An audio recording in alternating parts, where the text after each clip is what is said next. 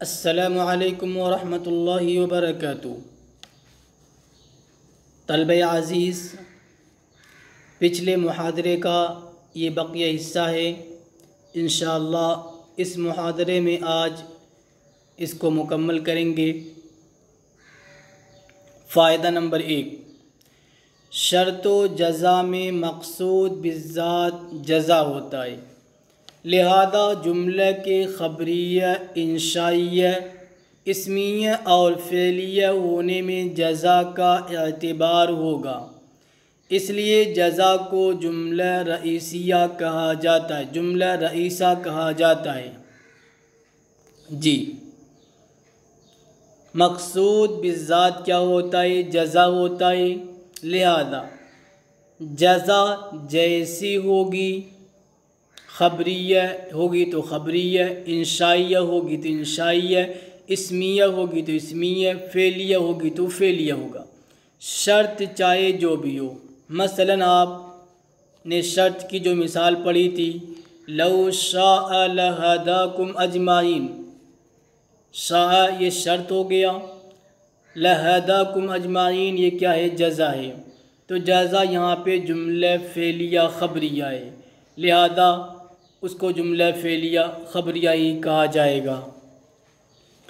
فائدہ نمبر 2، کلمات شرط میں سے ان، اذا، لو کے کچھ خصوصیات ہیں۔ ان، اذا، لو کے کیا ہیں؟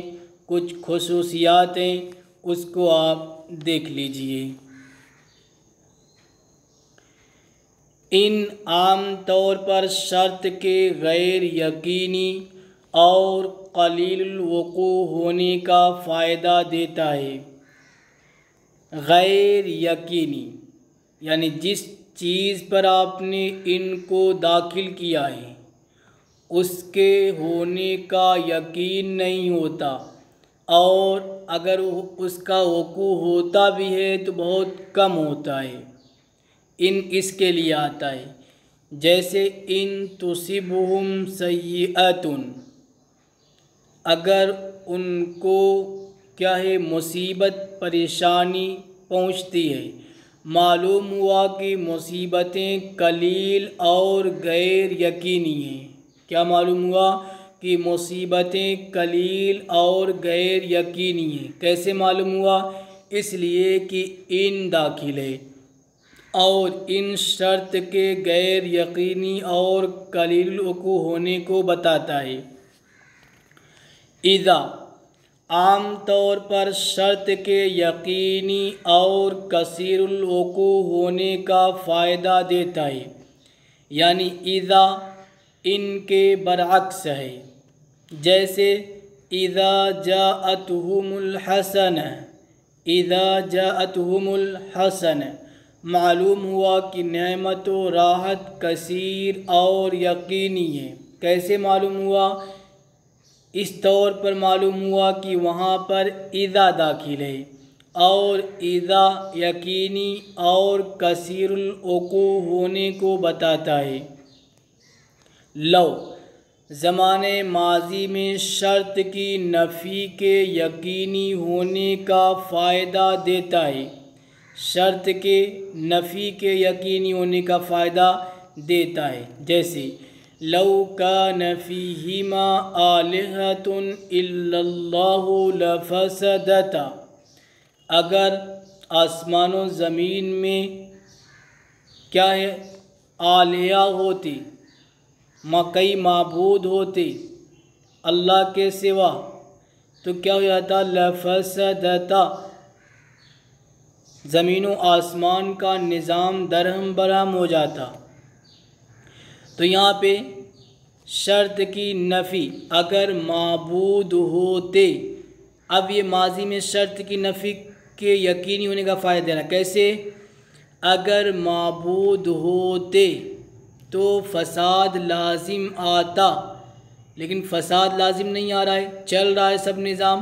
معلوم ہوا کہ معبود نہیں ہے، تو ماضی میں معبود کے نہ ہونے کے یقین کا فائدہ لو نے دیا۔ امید ہے بات آپ کو سمجھ میں آ گئی ہوگی۔ چھٹا باب شروع کر دیتے ہیں۔ چونکہ ابھی محاضرہ شروع ہوا ہے، وقت زیادہ باقی ہے، اس لیے نیا سبق، نیا درس شروع کر دیتے ہیں۔ قصر کا بیان۔ قصر کے معنی حبس کے آتے ہیں، حبس، حبسین لغت میں۔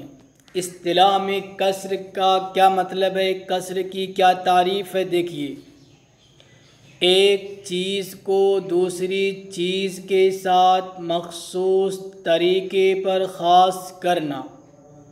ایک چیز کو دوسری چیز کے ساتھ مخصوص طریقے پر خاص کرنا۔ مخصوص طریقہ یعنی قصر کے کچھ خاص طریقے ہیں، وہ آگے آپ کو بتائیں گے، وہی مخصوص طریقہ ہے۔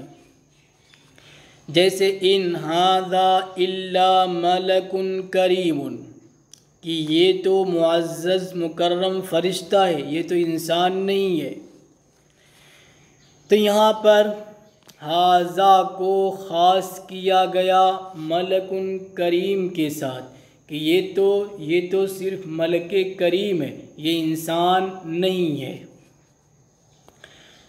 قصر کی آپ تعریف یوں بھی کر سکتے ہیں کہ کلام میں مذکور شے کے لیے حکم کو ثابت کرنا اور غیر سے اس کی نفی کرنا۔ کیا؟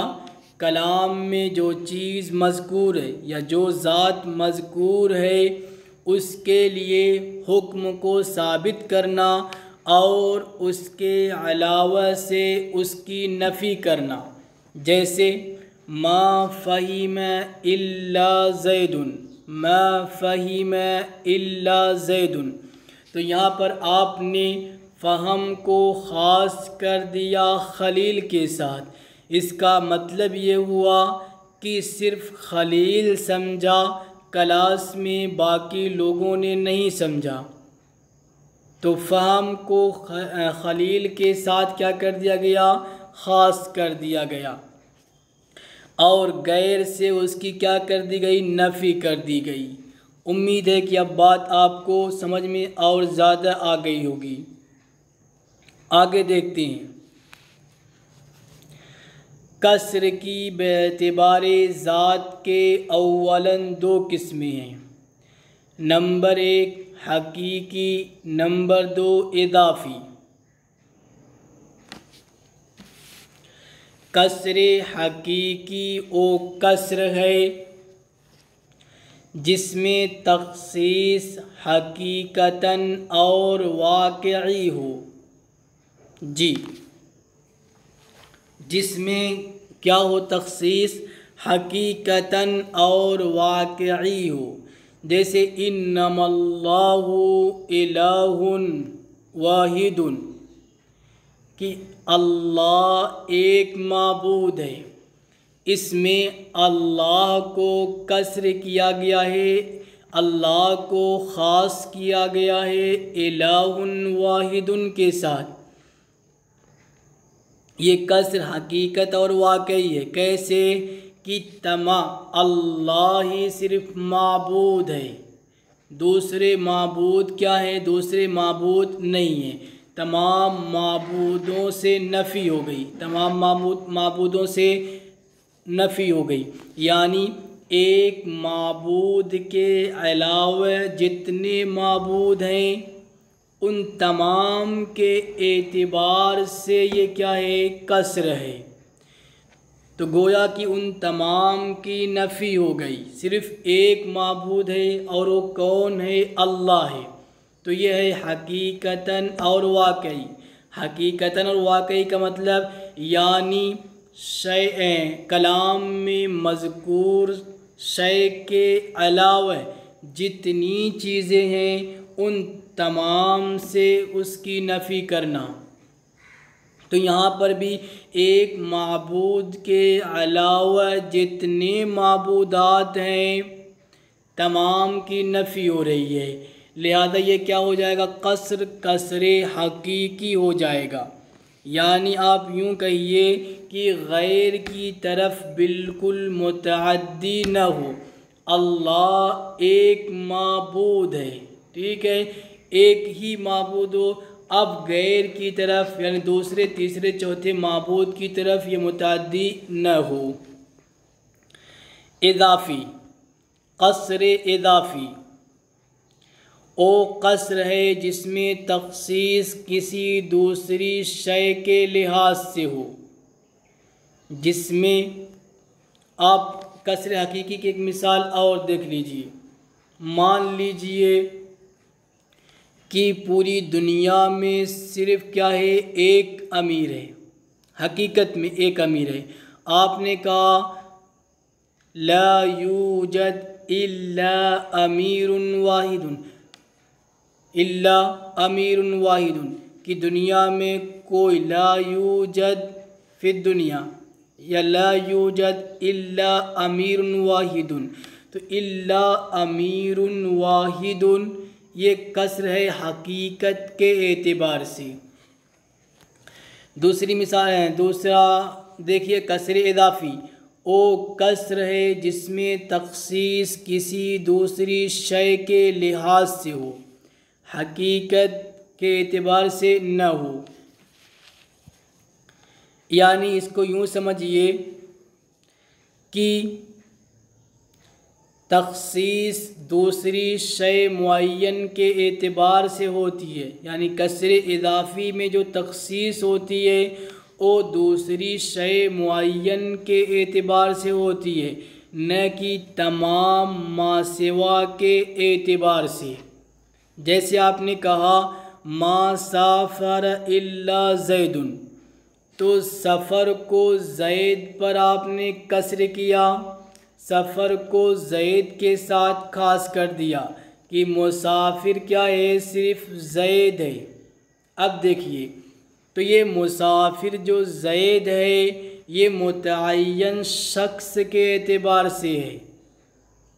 آپ نے کہا ما سافر الا زید، تو آپ نے متعین شخص کے اعتبار سے تخصیص کی ہے، تمام لوگوں کے اعتبار سے نہیں، اس لیے کہ مشاہدہ اس بات کی شہادت اور گواہی دیتا ہے کہ زید کے علاوہ دوسرے بہت سارے لوگ سفر کر رہے ہیں، لیکن آپ نے جو تخصیص کی ہے یہ چند لوگوں کے اعتبار سے کی ہے یا کسی ایک آدمی کے اعتبار سے کی ہے۔ مثلا لوگوں کے وہم و گمان میں یہ رہا ہوگا کہ زید نے سفر کیا، علی نے سفر کیا، خالد نے کیا، وغیرہ وغیرہ۔ آپ نے تخصیص کر دی کہ نہیں، مسافر کیا ہے؟ صرف زید ہے۔ تو یہاں پر زید کی جو تخصیص کی گئی ہے، سفر کی جو تخصیص کی گئی زید کے ساتھ، یہ صرف کس کے اعتبار سے ہے؟ علی کے اعتبار سے ہے اور خالد کے اعتبار سے ہے، بقیہ لوگوں کے اعتبار سے نہیں ہے۔ تو معلوم ہوا اگر ما سوا تمام کے اعتبار سے تخصیص کی جائے تو پھر وہ حقیقی ہوگی، اور اگر کچھ متعین افراد کے اعتبار سے تخصیص کی جائے تو وہ اضافی ہوگی۔ جیسے اس مثال میں دیکھیے وما محمد الا رسول، محمد نہیں ہے مگر رسول۔ بعض لوگوں کا یہ سوچ رہے تھے کہ محمد صلی اللہ علیہ وسلم کو خلود بھی ہے، وہ دنیا میں ہمیشہ رہیں گے، تو ان کی تردید کی گئی وما محمد الا رسول، کہ محمد صرف کیا ہے؟ رسول ہے، محمد صرف کیا ہے؟ رسول ہے۔ یعنی ہر چیز کے اعتبار سے تخصیص نہیں کی گئی ہے کہ محمد صرف رسول ہیں، انسان نہیں ہے، یہ نہیں ہے، وہ نہیں ہے، یہ نہیں ہے۔ ما سوا تمام کے اعتبار سے تخصیص نہیں کی گئی ہے، صرف اس اعتبار سے کی گئی ہے کہ بعض لوگ موت اور خلود کے درمیان متردد تھے، اللہ نے حصر کر دیا کہ آپ رسول ہی ہیں، محمد صرف رسول ہی ہیں، جب رسول ہیں تو ہر رسول کو موت آنی ہے، لہذا آپ صلی اللہ علیہ وسلم کو بھی اس دنیا سے پردہ فرمانا ہے۔ امید ہے آپ کو بات اچھے طریقے سے سمجھ میں آ گئی ہوگی۔ آگے چلتے ہیں۔ قصر حقیقی اور اضافی دونوں میں سے ہر ایک کی دو قسمیں ہیں، چاہے حقیقی ہو چاہے اضافی ہو، دونوں میں سے ہر ایک کی کیا ہیں؟ دو قسمیں ہیں۔ نمبر ایک، قصر موصوف علی الصفت، نمبر دو، قصر صفت علی الموصوف۔ کیا مطلب؟ قصر موصوف علی صفت یہ ہے کہ موصوف کو کسی صفت کے ساتھ خاص کر دیا جائے، موصوف کو کسی صفت کے ساتھ خاص کر دیا جائے۔ آگے آپ کو موصوف اور صفت کے بارے میں بتائیں گے۔ موصوف یعنی جو قائم بذات ہی ہو، صفت سے مراد یا نحوی صفت مراد نہیں، آگے آپ کو بتائیں گے، بلکہ جس کے اندر بھی ذات کا معنی نہ پایا جائے، یعنی جو قائم بالغیر ہو وہ صفت ہے، چاہے کوئی بھی ہو، کچھ بھی ہو، فعل ہو اور کوئی چیز ہو، وہ تمام چیزیں صفت میں آئیں گی۔ جیسے انما اللہ الہ واحد، انما اللہ الہ واحد، کہ بے شک اللہ ایک معبود ہے یا اللہ ہی ایک معبود ہے۔ تو یہاں اللہ موصوف ہے، اللہ کیا ہے؟ موصوف ہے۔ الہ، الہ ہونا یہ کیا ہے؟ صفت ہے، یعنی قائم بالغیر ہے، لہذا تو موصوف کو خاص کیا گیا ہے صفت کے ساتھ، یا موصوف کا قصر کیا گیا ہے صفت پر، تو اس کو قصر موصوف علی صفت کہیں گے۔ یہ حقیقی بھی ہے، چونکہ تمام کے اعتبار سے یہاں قصر کیا گیا ہے۔ وما محمد الا رسول، یہاں پر بھی کیا ہے؟ قصر کیا گیا۔ محمد موصوف، رسول ہونا، نبی ہونا، یہ کیا ہے؟ صفت ہے۔ وما محمد الا رسول، تو موصوف کا قصر کیا گیا ہے رسول کے اوپر۔ آگے آپ کو بتائیں گے کہ مقصور پہلے آتا ہے، مقصور علیہ بعد میں آتا ہے، مگر چند جگہیں ایسی ہیں جہاں ایسا نہیں ہوتا، بلکہ مقصور علیہ پہلے آ جاتا ہے، اور یہ کیا ہے؟ اضافے کی قسم ہے۔ آگے دیکھیے، قصر صفت علی الموصوف، یہ ہے کہ صفت کو کسی موصوف کے ساتھ خاص کر دیا جائے، جیسے لا الہ الا اللہ، حقیقی کی مثال، چونکہ یہاں پر جو قصر کیا گیا ہے تمام کے، اللہ کے ما سوا تمام کے اعتبار سے ہے۔ لا الہ، الہ کا قصر کیا گیا ہے اللہ پر، الہ صفت ہے، اللہ موصوف ہے، تو قصر صفت علی الموصوف ہوا۔ دوسری مثال اضافے کی ہے، انما یتذکر اولو الالباب، کہ نصیحت حاصل کرنے والے اولو الالباب ہوتی ہیں، عقل مند لوگ ہوتی ہیں، یہ اضافی ہے، یعنی ایسا نہیں کہ اولو الالباب کے علاوہ کوئی اور نصیحت حاصل نہیں کرتا، ایسا نہیں ہے، بلکہ یہ اکثر کے اعتبار سے ہے۔ یہ کیا ہے؟ اکثر کے اعتبار سے ہے، ما سوا تمام کے اعتبار سے نہیں ہے کہ اولو الالباب کے علاوہ جتنے لوگ ہیں وہ نصیحت حاصل نہیں کرتے۔ جی، تو یہاں پر بھی یتذکرو جو فعل ہے، فعل صفت کے معنی میں آئے گا، صفت کو قصر کیا گیا ہے اولو الالباب پہ جو موصوف ہے، تو قصر صفت علی الموصوف ہوا۔ جی، یہیں پر یہ محاضرہ ختم کرتے ہیں، اس امید کے ساتھ کہ اللہ تعالی ہمیں صحیح سمجھنے کی توفیق دے۔ السلام علیکم ورحمۃ اللہ وبرکاتہ۔